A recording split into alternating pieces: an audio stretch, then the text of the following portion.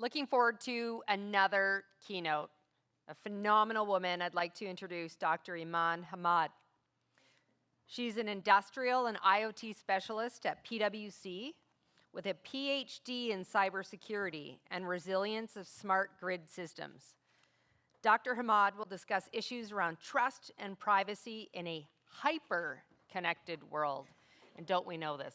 My daughter, if any of you have those programs that tell you how much time that they've spent, well, actually, Apple will do that directly, but I have a special parental one, and see how much time she's hyper-connected in her world. And as she's told me, Mom, you're really old, because only old people are still on Facebook, and she's tried to convert me to Snapchat.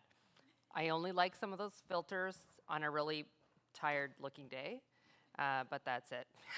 But let's bring out someone who really knows about the hyper-connected world, Dr. Iman Hamad. I'd like to welcome her on stage.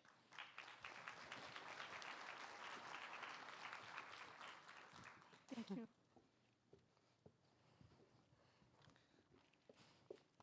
Hello. First, I think most of people have there's a hidden perk to working in cybersecurity. Does anybody get the thing from their family or friends, or when they say, I work in cybersecurity, and everybody immediately trusts you? Can you fix this? What do I do about this? So I think there is a perk to working in cybersecurity. By default, people know that you care. And by default, people know that you want to protect them and help them. So let's start with that. A bit about me. Can you see the slides? Do I have a clicker? Yes. OK. So a little bit about me. I've been very busy. But the point I want to make here is that I wouldn't have been able to do any of this without the sponsorship of allies who support women in cyber. So a big shout out to my family, to my kids, to my partners in PwC, to my former colleagues and current colleagues. We have allies. We are in a good place. We still have a lot to be done, but we are in a good place. Just make that note. All right, let's get into business. So I'm very happy that I came after the last panel because they touched on many nuances that we should take into account when we look at the changing landscape of technology and cybersecurity issues. And I wanted to better arrange all of that under 3 Rs. And I'm borrowing that concept. It's not mine. I'm borrowing it from existing literature that was outside cybersecurity, but I thought it fits really good in cybersecurity. We're talking about reward that goes hand in hand with technology and innovation. That reward comes with risks. We know about them right now. Vulnerabilities, inherent weaknesses in the system. And then we will conclude with how it's a shared responsibility between the different parties in the ecosystem to ensure that we have end-to-end trusted innovation. So let's start with this. This is to motivate. We're looking at $11 trillion in economic impact of IoT as a technology, not as a cybersecurity. That is going to be enabled by 21 billion IoT devices. And here I want to pause a minute on the definition of IoT. So right now, I think the image that comes into your mind is a small sensor, a small controller, something tiny, limited resources. But that definition is changing. We're looking into Internet of Everything. So IoT will be anything from your computer, your server, your tower in the 5G network, anything that has a computing, intelligence, autonomous capability. Then we look at the right side. So at the right side, we're talking about that security market will reach $56 billion. And that covers the responsibility on the vendor side, the responsibility on the operator side, and on the consumer side. And with that, let's pause at the bottom right corner. 84% of unmanaged and IoT devices are more vulnerable than corporate managed computers. And this is really intricate because corporate managed computers have a lot of security controls. We're saying 84% is more vulnerable. That shows you where we are in terms of IoT adoption and the way forward, like how much we need to do. Another intricate angle here is that we're not as we move forward, that 84%, we have to accept that we cannot secure it 100%, and this is cybersecurity, right? We just need to manage the top risks. All right, let's start with the reward. So, there were things since 1969. The first two things were computers in DARPA. They were connected with a network. It's not a new thing.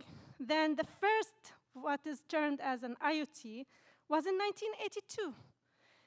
Researchers with some free time on their hand, they said, okay, let's connect the vending machine, and before we walk to it, we'll know if there's something to drink or not. Move forward, 1999. A professor in MIT said, I'll call this Internet of Things. Move forward, 2000. The first internet-connected refrigerator from LG that is not only sensing, but it's also, you can control it. And then between that and now, or at least 2016, many things happened. We have IB version 6. What did IB version 6 bring us? Bring us the capability to add more devices. Really. We had the cloud. It had a slow start, but now it's there. It's capable. It's innovated. It's empowered. It's on stereo. It's in steroids with 5G. We have the concept of edge. It's building up to be a real thing, helpful thing, especially when we look at ultra-reliable, low-latency communication. All of that enabled innovation, but at the same time, that brought us to 2016, the Mirai attack. Who heard about the Mirai attack? Mirai attack was the first moment the world paid attention to the capability of an army or a swarm of these little tiny things to cause an impact. Right? So many IoT devices, small devices, were able to initiate a denial of service attack because of the amount of devices. And this will continue to be a reality. It gets more worrisome when we look at devices that are mobile, that are more capable, like drones, like autonomous vehicles. And we have to really pay attention to the rate of change that we're going through. So autonomous vehicles were promised almost a decade ago. That changed. With early trials, engineers sat on the table with cybersecurity, safety teams. We're not ready. Let's take it slower. Let's work hand in hand to make sure that we bring a trusted technology to people. More innovation. We have industrial IoT. We have machine learning and AI. And I'm glad the panel touched on concerns relating to trusted AI, trusted algorithms. We're going up the hierarchy. We're going from looking at the technology and the hardware, looking at the algorithms, at the software, at the combined decision-making. There are more serious concerns when we go up the ladder. It's easier to handle and prune threats on that bottom, on the base layer, but it gets more complicated and more rewarding as we go up. We have blockchain. Blockchain is an interesting technology. It's promising us a lot, and we still yet to see the benefit, but it is, by evidence, the first and the most promising technology for trust. We have 5G. And 5G, as the panel talked, I will not touch on it, but it will change the game. What is the promise from IoT? The promise comes, let's abstract it a little bit. Let's not look at technology, let's look at the concept behind IoT. The concept is, I have better means to acquire data.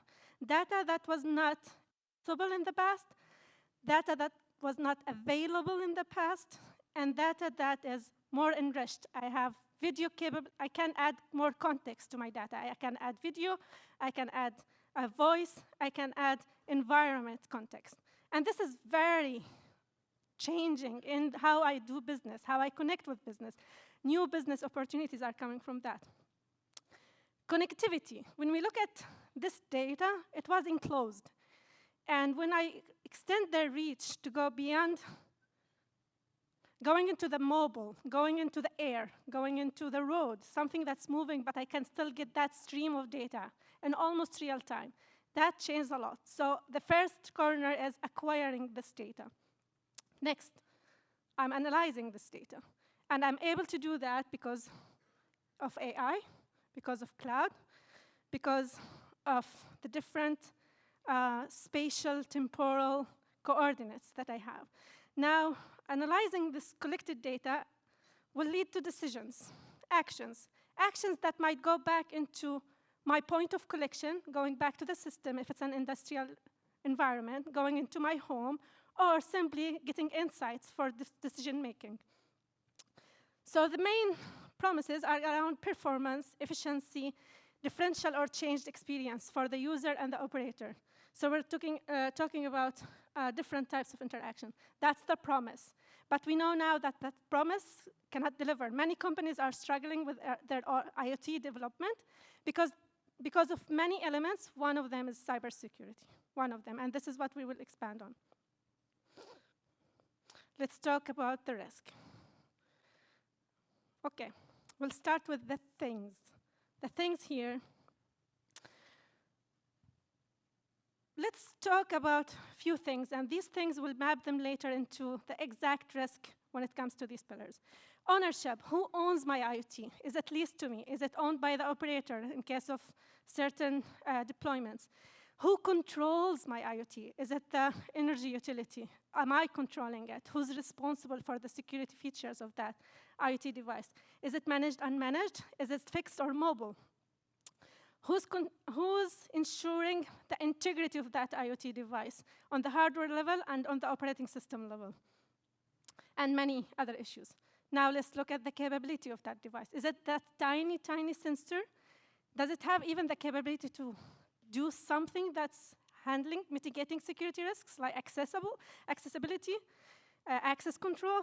Does it have enough computational resources to do any localized anomaly detection? That's a question. Connectivity, and that's all the network aspect. We have many communication protocols that are evolving. Will they be one standard protocol sometime? Not in the near future. What are the cybersecurity design factors that was included in these communication protocols? That's another question. Bandwidth requirements. We have the promise from 5G that this will be resolved, but this gives more power to the risks, and we will see that in a minute. Sense or act, and this is, if anything, in this slide, this is the most important one. I work in cyber-physical systems, and cyber-physical systems is, we differentiate between when you take a data and when you send a command. When you send a command, and that command is hijacked, you can do many harmful things. Imagine an autonomous vehicle. I can sense all I want, and if an attacker jeopardizes my sensing, it will impact a dashboard, a fancy dashboard, but when I talk about action back, control coming back, that could be really hazardous. If that autonomous vehicle takes down, or a swarm of autonomous vehicles take a hostage or attack something, that's very different. OK, let's talk about the risks. When we talk about ownership and control, whoever the owner is, do I know what's on my network? Do I trust it? What if there's a threat? Who is managing that threat? Capability. Can I even talk about endpoint protection? Can I talk about effective management of device keys and access control? Connectivity, encryption, when is it applicable? Is it applicable everywhere, part of your network? Network access control. Can I even have network access control for my IoT devices? Important here to notice that the risks from IoT on the connectivity level is twofold. The risks into the connectivity when they act as denial of service, and risks from connectivity. Now, IoT is part of my network, so because they are connected, so many things can get into them. So it's a bidirectional relationship. Sensor act, I talked about that, and what I want to highlight here is OT and industrial IoT. So OT, for those who are not familiar with the concept, is operational technology, and that's small computers that are able to actually get us the electricity that we have, enable our move trains the way that we know that trains are moving. It's in everything. So the overlay between OT and industrial IoT is like really huge, And many of the risks that are applicable to OT come from IoT risk attack, risk surface, and vice versa. Okay, so we have the things. What did we say? We are collecting data. Let's talk about data. Data has a nature. It can be structured or unstructured. It can be analog or digital. It has famous characteristics that are abbreviated in terms of V, meaning how much data do I have, how often is it changing, how often am I collecting it, and what is the quality of that data. Now, all of that translates into volume. Volume and details. What details do I want? Do I collect as much data as I want, or do I collect enough? Do I collect enough based on an engineering decision, or do I collect enough based on engineering and security decision to make forensics capable, right? So take these into account. Integration. So I know that this data is useful now for this functionality. What about the future?